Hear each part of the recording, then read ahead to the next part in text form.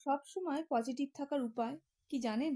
মাঝে মাঝে নির্জনে বাস আর ঈশ্বরের কাছে প্রার্থনা, অথবা কৃষ্ণকালী মায়ের মন্দিরে একটু ঘুরে আসা, বা অন্য কোথাও ঘুরতে যাওয়া, কিংবা কোনো পবিত্র সুন্দর স্থানে শান্তভাবে একটু বসলেই দেখবেন কি শান্তি।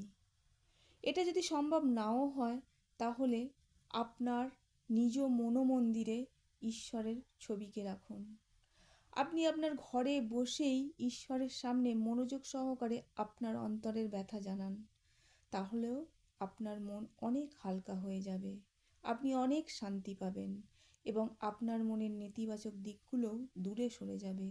এইভাবেই আপনি পজিটিভ থাকার চেষ্টা করুন। বর্তমান যুগ কলিযুগ, এই কলিযুগে কৃষ্ণকালী মা সাড়া দিচ্ছেন, তাই মায়ের নাম জপ করুন।